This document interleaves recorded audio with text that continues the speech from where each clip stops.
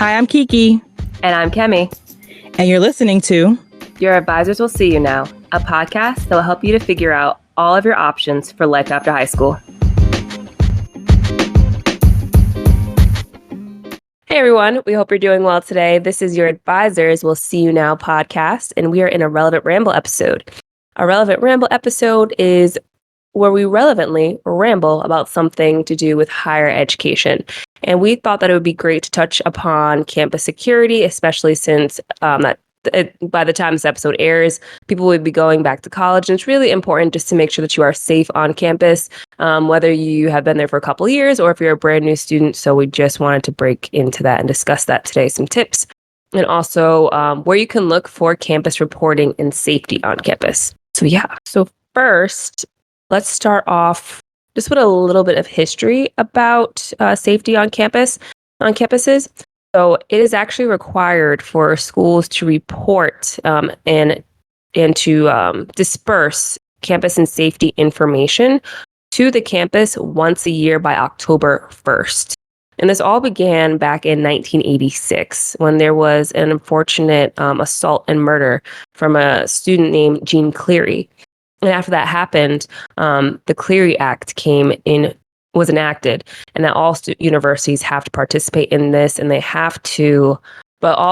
all universities have to report their status of campus crimes to everybody on campus and disperse that information to make sure that everybody is in the loop and everybody is aware. Now, three things that the Cleary Act requires is that universities report campus crime and data, they support victims of violence, and publicly outline the policies and procedures they have put into place to improve campus safety.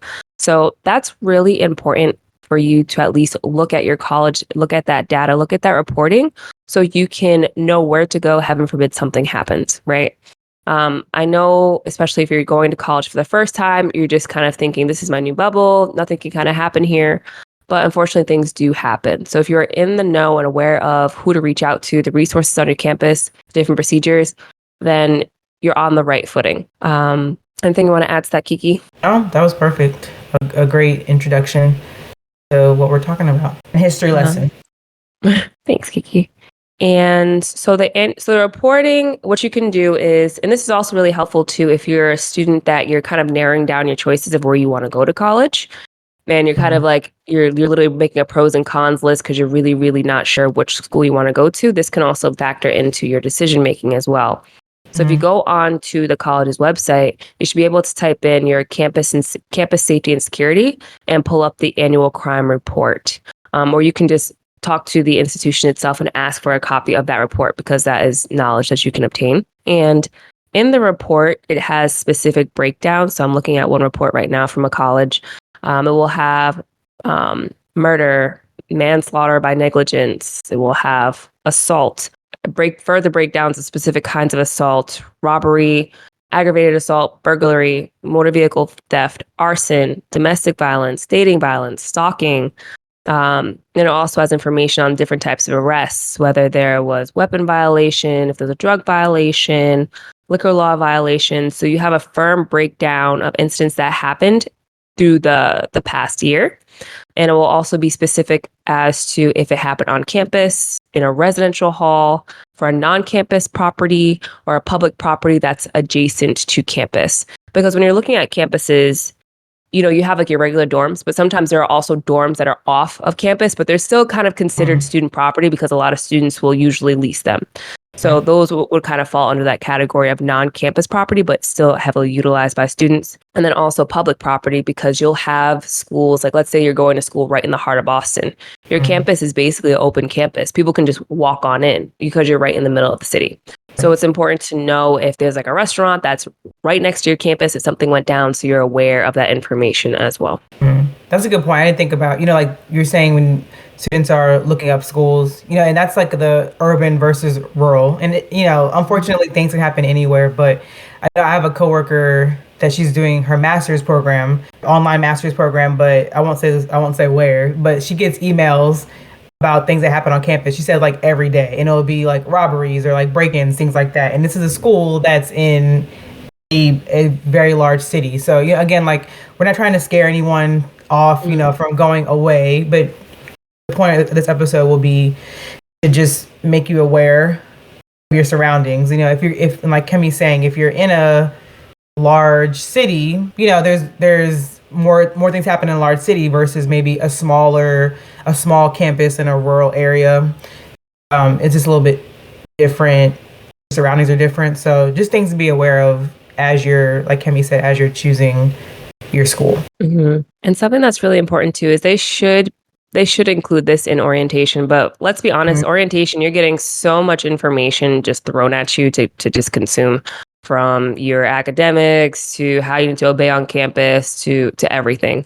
So what I would say is definitely important is knowing where your campus security office is on your campus, and also having their number in your phone, because that's going to be the first number that you want to call, because they're going to be the closest, like versus calling 911, because they're the closest on your campus to get to you the quickest. Right. So you're going to want to utilize that phone. You're going to want to utilize that phone number if needed. Also, depending on your university, most of them do operate this way, but just check with your university. And I know our university did, and a couple of universities that I worked at as well utilize this. But if it's late at night and you don't have what some other schools have, which is like late transportation services, sometimes you can call the campus security and they can give you a ride to your dorm if you're far from where you need to be. If you're like studying late and they're doing rounds, you can call them and see if they can bring you back to your dorm if it's like late at night. And they're 24 hours. Like, you don't feel like you're ever bothering campus security.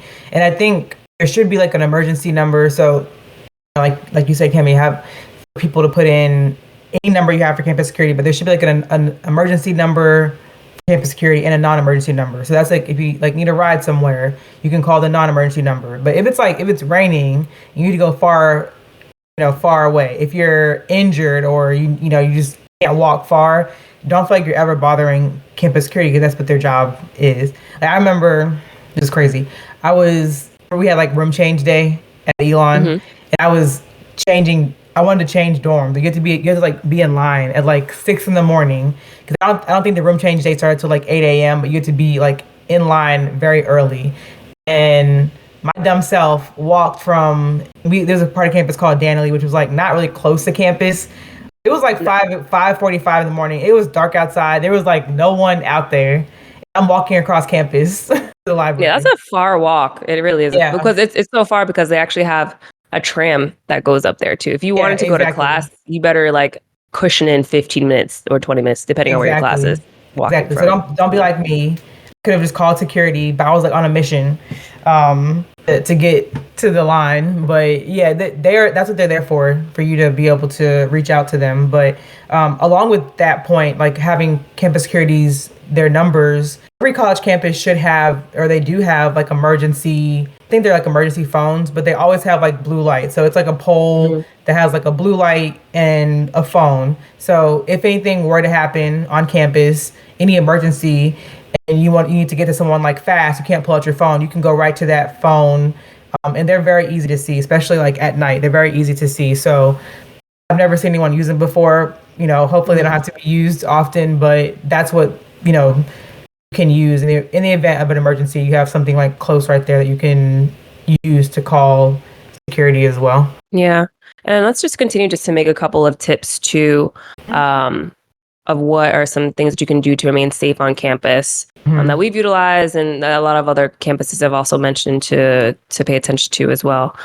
One other tip that I would also say is check to see if your campus has like a late night transportation service. Like I remember when we were in school, we had like this little tram. It's like a little bus that would just kind of do a route for you so you could go to your dorm. But we also had something called e-rides or safe rides. And that's what it was. And that was really nice. So it was just, there was another number for it. If you were in the library, your dorm is all the way out, or even if you had a dorm that was not specifically on campus, but still further out, they could take you out there too. And it was for free. And it was great because if you're working at a group project at night, or you're in one of the communication labs, or you're at the library till who knows when, that those services were operating for a while. I think until maybe 1 in the morning, I want to say. Something like that, like 1 or 2. And it was like students were doing that. So like the tram Kemi mentioned, that was like someone hired to drive that, but work for the school, I suppose. But the Safe Rides was like students, I think, like different clubs, Yep, stuff like volunteers. that. Yeah. Yeah, volunteers. So I thought that was really cool. But yeah, Hmm. it was pretty late into the morning, that they would come get you. So Yeah, and it was great too because yes, you can utilize it if you're coming from someplace on campus. But I remember also doing that. Like I was a freshman, I like to party. If we were somewhere like so close around the vicinity of campus and it was late, and it was like, no, we're calling ourselves an e-ride. We're hopping in an e-ride, yeah. and they would take you to your dorm. So that was very helpful. Hmm. Another safety tip I would recommend, and this one's kind of obvious: avoid walking alone at night. If you can Hmm. avoid it, just don't, it's always better just to be safe than sorry. I know for myself, because going back to our experience living in Danley, I ended up getting like a bike because I knew like Hmm. it was getting later in like my academics. I had to work in the library. I couldn't study in my dorm or I wouldn't get things done. Was most productive in the library, but for me, if I didn't have anyone else, I would either do e-rides or I would try to take my bike. So I would whiz on out all the way down. Yeah. So I always had like a plan for that. But if you can, I would say try to use the buddy system and try not to walk alone at night. Mhm. Another tip is just keeping your things secure, locking your doors. I know it's easy in college because you think you trust everybody. You want to trust all your like your neighbors. You don't want you're like, oh, you can just come in, or you don't lock your doors like that. But it's important to keep your doors locked. You just never know who's Mhm. walking around, and securing your belongings. So anything that's of value, just keep it secure. And that really just goes back, keep your doors locked, because you really avoid people just coming into your room or taking anything if you have your doors locked. Mhm. And don't give your keys out too, because everyone gets a room key. I would say don't Mhm. give your keys out like that, because keys Mm-mm. can be misplaced, or someone loses them or drops it somewhere, and it actually costs money. If they have to like change your lock or you lose keys, it costs money. So keep your keys to yourself. And I'll just say the Mhm. next point too, which is just pay attention to residence hall visitors. Mhm. I mean, I know Elon, some of our dorms, or a good majority of our dorms, had like you had to badge in to get in. Mhm. If I would say, if someone doesn't have a badge, don't let them Don't in. let Like, them in. yeah, if they can't get in, they know how to call someone if they need to get in. If they're a student, because it could be somebody just lurking around trying to get in. I know you could be trying to be nice, like, oh, you're at the door Mhm. trying to get in. Even if it's like someone bringing a pizza, don't let people in. So just being aware of surroundings of your halls. If you see anything that doesn't look right, you have your RA, or you can call campus security to make sure that they take care of it if you feel uncomfortable or something suspicious is happening. Yeah. If you didn't order that pizza, you better wait for whoever ordered that pizza to go get it. You ain't gotta be Yeah. friendly like that. Hmm. And I think too, it's like I remember being back in school and being, like you're naturally a little bit naive because you think Hmm. you're on a campus, you think you're kind of not like in this Disney movie or like this bubble, but you kind of don't foresee anything really happening, right? Right. So you think like I'm naturally a nice person. You kind of think that everybody's kind of on Mhm. the same playing field of you as of kind of morally as well. But Right. you really don't know these people, y'all. People are coming from different walks of life, different Hmm. ways of living. You don't know them. You can't really assume. I would like to assume the best in everybody, but you also just don't want to get burned at the same time. So Yeah. keep your door locked, and don't try to. If someone doesn't look familiar, if you don't know that person, they don't live in that building, Mhm.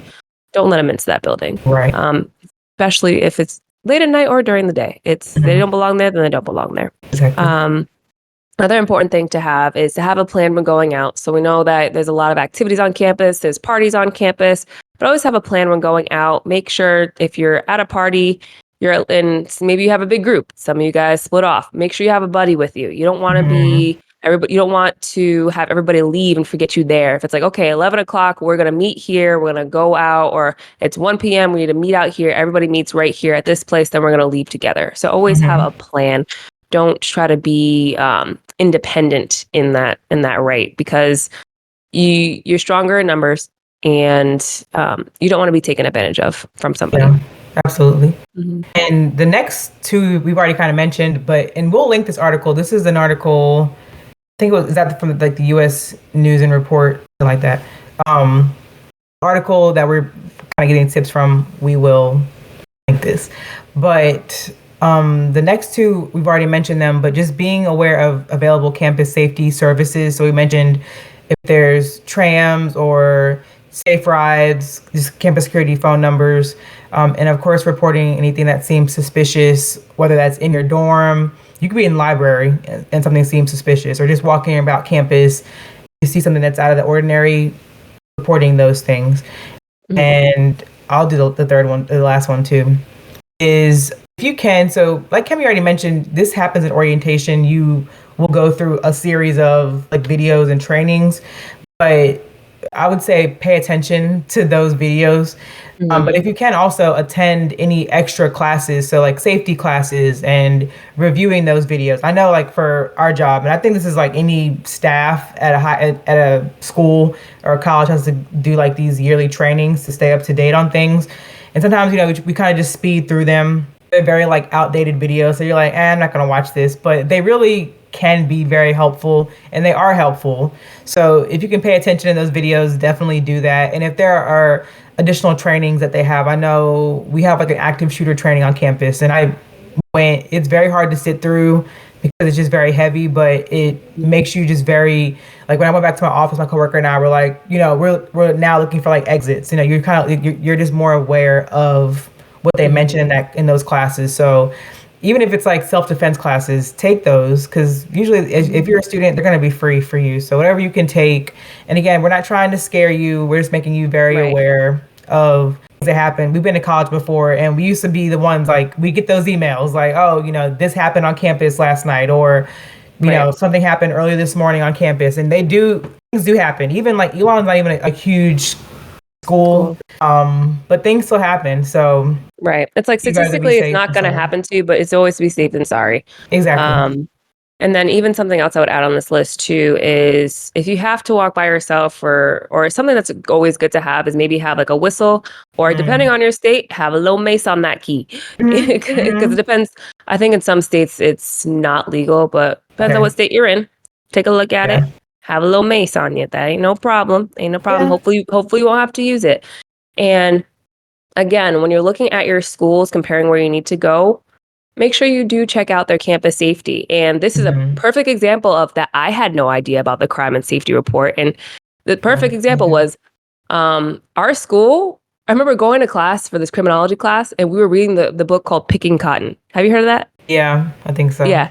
Picking Cotton literally was a crime story of a student that got assaulted at Elon. Like, I think, oh, wow. I want to see what, in like the 80s or 90s? Okay. And we're reading this in class, and I was like, wait, this school right here? That happened here? That happened right here? Right here? So that even shows that is like, I didn't know anything about a crime report or due diligence, because I would have came across that. I had no idea. There's this big book out here based upon this case. And if you want to read into it, it's a really great book. It's basically, it's unfortunate. A student ended up getting assaulted. She picked this one man. His name, I think, was Ronald Cotton, and it was the wrong person. He went to jail for years. They ended up finding the right person. And then the woman and the person that she picked incorrectly, they went on to become really good friends. And I think she like apologized to him and everything. It's a really deep story. But all that happened on campus. And that was actually a wide renowned story. But I had no idea going to the school that we went to. So it's always good to do a little bit of your research just to make sure you're at the right place and in the right area that suits you the most. Yeah, absolutely. And Kimmy said too, like, you do go to college very green. Because I remember I was like, even me walking across campus at 5 a.m, that was my freshman year. Like, not even really thinking like I was I'm kind of a scary person anyway. So I was like, looking around, but I remember it was like walking past like colonnades, like it was dark. It was dark. And you just kind of think like when you're a freshman, you're just like, like I'm safe, like nothing's going to happen. And God forbid nothing, didn't ever experience anything, but you'd rather be like, we've said it, safe than sorry. But you will start seeing the emails coming in from like student conduct. And you're like, like things do happen around here. And it's not like, it kind of does like shock you at first. I'm sure at some point you're kind of just like, it's another email from so-and-so about something that happened. But these are things like talk to your friends about this. Maybe even with your, this is a last tip that I'll share. You and your roommates, if you have roommates, this is like, we share plans about going out, but just having a plan for your area. So if something happens, like, do y'all have a meeting point, or, talking to your RA, like, what's the RA's plan if something were to happen, even like a fire alarm, but if something happens in the dorm, like, what are y'all going to do? I know now there's like, they have those kind of like tracking systems. So like if you go out, but your roommate wants to stay in, maybe just making sure that your roommate knows where you are or where you're going. So it's just good to be communicating with your people around you that you have, like your friends, whether in your dorm or somewhere else, just so they know where you're going, where you are. Yeah, I think there was something in the making a couple of years ago when I was at another campus. I wasn't sure if we were trying to like purchase it, or if it's something that anybody could use. There was like a student track app. So it was like you could basically let one of your friends know like where like you're kind of like your GPS, and you hit the button, and then it's like so they can see like where you are until you go home, and then you hit the button. So it's kind of like a tracking. Yeah, I think I forgot the name of it, but if I do, I'll put it in the notes. But that's something helpful too. And then also your school should, and if it doesn't have this, I'm be 100. Don't go there, because your school at this point, they should also have a system where they have an alert system where you can get an email and a text and a phone call. Oh yeah, for sure. Yeah, if your school ain't got that, then don't go there. Every place should have that. That's a basic. Yeah, that's basic at this point. So for sure. But yeah, I think those are our entry level tips. And again, like, just pay attention in your different sessions, orientation, and just knowing where different offices are, who's in charge of things, know all that stuff. So those are our tips, like Kemi said, from things that we read or things that we've experienced on campus too, as students and as employees. So we just encourage you, just be very aware of your surroundings when you're choosing your school. Be aware of what they offer. Make sure that you're safe on campus. And that's for you as a student, and to make sure that your parents know what's going on as well. So those are our tips for campus safety and campus security. So thank you for listening to another episode of Your Advisors Will See You Now. We appreciate your support. Make sure to share the podcast, follow if you don't, subscribe. We are on Instagram and TikTok. It is Yasin Podcast. And we'll see you in the next one. See you.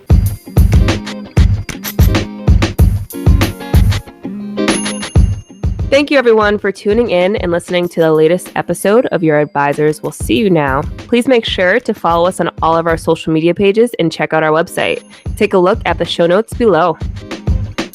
And please make sure to subscribe and share this podcast. Also, show us some love and please leave a 5-star review. Catch you next time. See ya.